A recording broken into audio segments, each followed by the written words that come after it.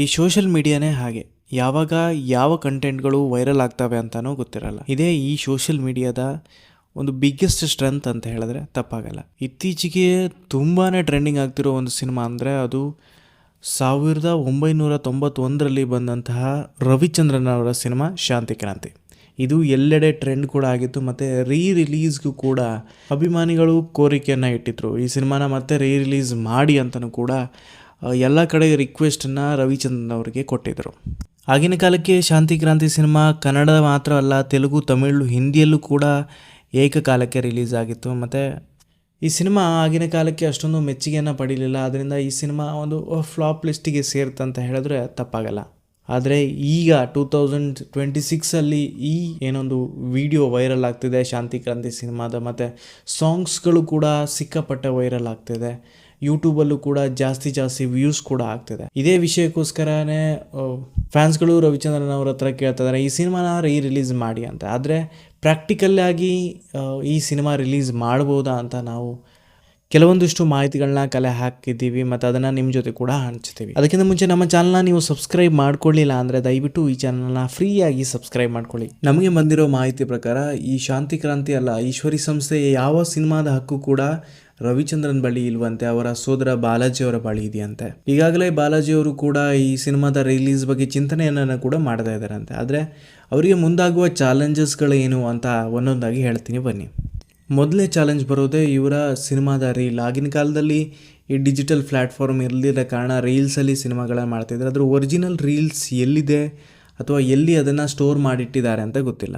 ನಮಗಿರೋ ಮಾಹಿತಿ ಪ್ರಕಾರ ಇದು ಪ್ರಸಾದ್ ಲ್ಯಾಬ್ನಲ್ಲಿ ಆವಾಗಿನ ಕಾಲದಲ್ಲಿ ಪ್ರಿಂಟ್ ಆಗ್ತಿತ್ತಂತೆ. ಪ್ರಸಾದ್ ಲ್ಯಾಬ್ಲಿಂದನೇ ಎಲ್ಲ ಪ್ರಿಂಟ್ಗಳು ಹೊರಗೆ ಬರ್ತಿದ್ವು ಅಂತ ಮಾಹಿತಿ ಇದೆ. ಆದರೆ ಆ ಲ್ಯಾಬಲ್ಲಿ ಅಥವಾ ನೆಗೆಟಿವ್ ಇದೆಯೋ ಇಲ್ವೋ, ಅದನ್ನು ಕಲೆಕ್ಟ್ ಮಾಡಿದಾರೋ ಇಲ್ವೋ ಅನ್ನೋ ಯಾವುದೇ ಮಾಹಿತಿ ಇಲ್ಲ. ಒಂದು ವೇಳೆ ಆ ನೆಗೆಟಿವ್ ಸಿಕ್ಕರೆ ಅದನ್ನು ಪ್ರೋಸೆಸ್ ಮಾಡೋ ಇದೇನು ಒಂದು ಟೈಮ್ ಲೈನ್ ಏನಿದೆ ಅದು ತುಂಬಾ ಟೈಮ್ ತೊಗೊಳುತ್ತೆ. ಯಾಕಂದರೆ ಅದನ್ನು ಡಿಜಿಟಲ್ ಪ್ಲ್ಯಾಟ್ಫಾರ್ಮಿಗೆ ಕನ್ವರ್ಟ್ ಮಾಡಬೇಕಾದ್ರೆ ತುಂಬಾ ಸಮಯ ಹಿಡಿಯುತ್ತೆ. ಯಾಕೆಂದರೆ ರೀಲ್ಸನ್ನು ಓಡಿಸೋ ಪ್ರೊಜೆಕ್ಟರ್ಗಳು ಈಗಿನ ಥಿಯೇಟರ್ಗಳಲ್ಲಿ ಇಲ್ದಿರೋ ಕಾರಣ ಅದನ್ನು ಪ್ರೋಸೆಸ್ ಮಾಡಿ ಡಿಜಿಟಲ್ ಪ್ಲ್ಯಾಟ್ಫಾರ್ಮ್ಗೆ ಕನ್ವರ್ಟ್ ಮತ್ತು ಅದನ್ನು ಕಲರಿಂಗ್ ಮಾಡಬೇಕಾಗತ್ತೆ. ಯಾಕಂದರೆ ಅದು ಹಳೆಯ ಸಿನಿಮಾ ಆಗಿದ್ದರಿಂದ ಅಷ್ಟೊಂದು ಬ್ರೈಟರ್ ಕಲರ್ಸ್, ಅದರ ವಿಜುವಲ್ ಎಫೆಕ್ಟ್ ಪಿಕ್ಸಲ್ಸ್ ಏನಿದೆ ಅದನ್ನು ನೀವು ಇನ್ಕ್ರೀಸ್ ಮಾಡಲೇಬೇಕಾಗುತ್ತೆ. ಅದು ಈಗಿನ ಟೆಕ್ನಾಲಜಿಯಲ್ಲಿ ಮಾಡ್ಬೋದು, ಬಟ್ ಅದಕ್ಕೆ ಹಿಡಿಯುವಂಥ ಸಮಯ ಬರೋಬ್ಬರಿ 1 ವರ್ಷ ಆದರೂ ಕೂಡ ಆಶ್ಚರ್ಯ ಪಡಬೇಕಾಗಿಲ್ಲ. ಮತ್ತು ಈ ಸಿನಿಮಾದ ಡಬ್ಬಿಂಗ್ ಮತ್ತು ಮ್ಯೂಸಿಕ್ನ ವಿಚಾರಕ್ಕೆ ಬಂದರೆ ಆಬ್ವಿಯಸ್ಲಿ ಈ ಸಿನಿಮಾನ ಮತ್ತೆ ಏನು ಮ್ಯೂಸಿಕಲ್ ಇದೆ ಅದನ್ನು ರೆಕಾರ್ಡಿಂಗ್ ಮಾಡಲೇಬೇಕಾಗುತ್ತೆ. ಯಾಕೆಂದರೆ ಈಗಿರೋ DTS 5.1 ಅಥವಾ 7.1ಗೆ ಕನ್ವರ್ಟ್ ಮಾಡಲೇಬೇಕಾಗುತ್ತೆ. ಯಾಕಂದರೆ ಥಿಯೇಟ್ರ್ಗಳಿಗೆ ಅಷ್ಟು ಎಫೆಕ್ಟ್ ಬರಬೇಕಾದ್ರೆ ಅಥವಾ ಆ ಸಿನಿಮಾ ನಮಗೆ ಅಷ್ಟೊಂದು ಮಜಾನ ಈ ನ್ಯೂ ಜನ್ರೇಷನ್ ಥಿಯೇಟ್ರ್ನಲ್ಲಿ ಕೊಡಬೇಕಾದ್ರೆ ಅದು ನಮಗೆ ಅವಶ್ಯಕತೆ ಇದ್ದೇ ಇರುತ್ತೆ. ಇದಕ್ಕೆಲ್ಲ ಸರಿಸುಮಾರು ಕೋಟಿಗಟ್ಟಲೆ ಖರ್ಚು ಕೂಡ ಆಗಬಹುದು. ಇದೆಲ್ಲ ಆದಮೇಲೆ ಅಪ್ಲೋಡ್ ಮಾಡೋದು ಇನ್ನೊಂದು ಚಾಲೆಂಜ್.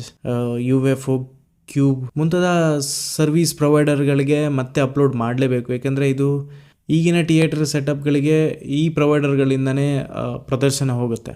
ಮತ್ತು ಈ ಸಿನಿಮಾ ರಿಲೀಸ್ ಮಾಡೋಕ್ಕೆ ಪ್ಲ್ಯಾನ್ ಮಾಡಿದ್ಮೇಲೆ ಬಿಗ್ಗೆಸ್ಟ್ ಚಾಲೆಂಜ್ ಅಂದರೆ ಅದು TV ರೈಟ್ಸ್ ಮತ್ತು ಈಗೇನು ಯೂಟ್ಯೂಬ್ಗಳಲ್ಲಿದೆ ಸಿನಿಮಾ, ಅದನ್ನು ಹೇಗೆ ಇವ್ರು ಕನ್ವರ್ಟ್ ಮಾಡ್ತಾರೆ ಗೊತ್ತಿಲ್ಲ. ಯಾಕೆಂದರೆ ಆಲ್ರೆಡಿ ಈ ಸಿನಿಮಾನ ತುಂಬ ಜನ ನೋಡಿರ್ತಾರೆ. ಮತ್ತು ಇವರು ಅದನ್ನು ರೀಕ್ರಿಯೇಟ್ ಮಾಡಿ ಥಿಯೇಟರ್ಗಳಿಗೆ ಬಿಡ್ತೇನೆ ಅಂತ ಕೂಡ ಈ ಸ್ಯಾಟಲೈಟನ್ನು ವಾಪಸ್ ತಗೋತಾರೋ ಅಥವಾ ಅಲ್ಲೇ ಕಂಟಿನ್ಯೂ ಮಾಡ್ತಾರೋ ಇಲ್ಲ ಯಾವ್ದಾದ್ರು OTT ಪ್ಲ್ಯಾಟ್ಫಾರ್ಮ್ಗೆ ಈ ಸಿನಿಮಾನ ಕೊಡ್ತಾರೋ ಅನ್ನೋದೇ ಗೊತ್ತಿಲ್ಲ. ಯಾಕೆಂದರೆ ಈಗ ನೀವು ಥಿಯೇಟ್ರಿಗೆ ಹಾಕಿದ ತಕ್ಷಣ TV ರೌಟ್ಸ್ ತಗೊಂಡಿದ್ದವ್ರು ಏನು ಮಾಡ್ತಾರೆ, TVಲಿ ಪ್ರಸಾರ ಮಾಡೋಕ್ಕೆ ಶುರು ಮಾಡ್ತಾರೆ. ಯಾಕಂದರೆ ಪಬ್ಲಿಸಿಟಿ ಇಲ್ಲದೆ ಅವ್ರಿಗೆ TRP ಸಿಗುತ್ತೆ ಸಿನಿಮಾಗಳಿಗೆ.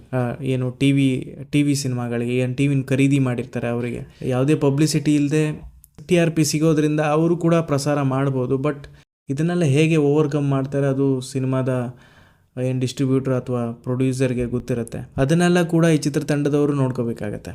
ಬರ್ಬೋದು 1 ವಾರ ಈ ಸಿನಿಮಾ ಓಡಿದ್ರೆ ಖಂಡಿತವಾಗ್ಲೂ ಈ ಸಿನಿಮಾಗೆ ಹಾಕಿರೋ ಬಂಡವಾಳ ವಾಪಸ್ ಬರ್ಬೋದು ಮತ್ತು ಉಳಿದಿರೋದೆಲ್ಲ ಲಾಭದಾಯಕವಾಗಿರ್ಬೋದು. ಬಟ್ ಇದನ್ನು ರೀಕ್ರಿಯೇಟ್ ಮಾಡೋಕ್ಕೆ ಇನ್ನು 1 ವರ್ಷ ಹತ್ತತ್ರ ಬೇಕಾಗಿರ್ಬೋದು. ಆವಾಗ ಇದರ ಕ್ರೇಜ್ ಇಳಿದು ಆಮೇಲೆ ಪ್ರೇಕ್ಷಕರು ಬರದೇ ಇದ್ದರೆ ಮತ್ತೆ ಈ ಸಿನಿಮಾ ಒಂದು ಡಿಸಾಸ್ಟರ್ ಆಗುತ್ತೆ. ಅದು ಇದನ್ನು ಈ ಪಾಯಿಂಟ್ ಆಫ್ ವ್ಯೂ ಅಲ್ಲಿ ಕೂಡ ಅವರು ನೋಡಬೇಕಾಗತ್ತೆ. ಯಾಕಂದರೆ ಒಂದು ಸಲ ಇದನ್ನು ಮಾಡಿ ಸೋತಿದ್ದಾರೆ, ಮತ್ತೆ ಅದನ್ನು ರೀಕ್ರಿಯೇಟ್ ಮಾಡಿ ಮತ್ತೆ ಸೋತ್ರೆ ರಿಪೀಟೆಡ್ಲಿ ಅವರ ಈ ಥರದ ಒಂದು ಸೋಲಿಗೆ ಅವ್ರು ಕಾರಣರಾಗ್ತಾರೆ. ಮತ್ತು ಸಿನಿಮಾದ ಮೇಲೆ ಅವ್ರಿಗೆ ಆಸಕ್ತಿ ಹೋದರೂ ಹೋಗ್ಬೋದು. ಇದನ್ನು ತುಂಬ ಡೀಪಾಗಿ ಅನಾಲಿಸಿಸ್ ಮಾಡಿ ಸಿನಿಮಾನ ತರಬೇಕಾಗತ್ತೆ.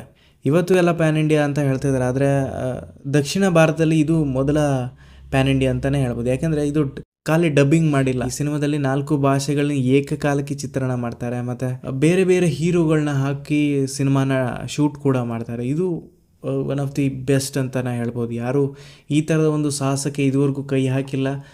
ಆ್ಯಂಡ್ ನನಗೆ ಗೊತ್ತಿರೋ ಹಾಗೆ ಇದೇ ನಿಜವಾದ ಪ್ಯಾನ್ ಇಂಡಿಯಾ ಅಂದರೆ, ಅಥವಾ ಪ್ಯಾನ್ ಇಂಡಿಯಾ ಸಿನಿಮಾ ಅಂದರೆ ಈ ಶಾಂತಿ ಕ್ರಾಂತಿ ಅಂತ ಹೇಳಿದ್ರೆ ತಪ್ಪಾಗಲ್ಲ. ಅದೇನೇ ಆಗಲಿ, ಶಾಂತಿ ಕ್ರಾಂತಿ ಸಿನಿಮಾ ರಿಲೀಸ್ ಆದರೆ ನಾವಂತೂ ಖಂಡಿತವಾಗೂ ಹೋಗ್ತೀವಿ. ಯಾಕೆಂದರೆ ಆ ಕಾಲಘಟ್ಟದಲ್ಲಿ ನಾವು ಇರಲಿಲ್ಲ.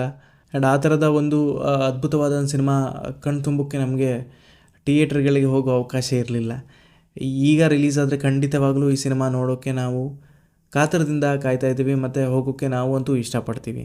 ಕೊನೆಯದಾಗಿ ನಾವು ಬಯಸೋದಿಷ್ಟೇ, ಆದಷ್ಟು ಬೇಗ ಈ ಸಿನಿಮಾನ ರೀಕ್ರಿಯೇಟ್ ಮಾಡಿ ನಮ್ಮ ಮುಂದೆ ತಂದರೆ ನಮ್ಮ ಕನ್ನಡಿಗರಿಗಂತೂ ತುಂಬಾ ಖುಷಿಯಾಗುತ್ತೆ. ಯಾಕೆಂದರೆ ನಾವು ಯೂಟ್ಯೂಬ್ಗಳಲ್ಲಿ ಈ ಸಿನಿಮಾ ನೋಡಿದ್ದೀವಿ, ಅಥವಾ ಮೂವಿ ಟಿ ವಿನಲ್ಲೂ ಕೂಡ ನೋಡಿದ್ದೀವಿ, ತುಂಬ ಇಷ್ಟ ಆಗಿತ್ತು.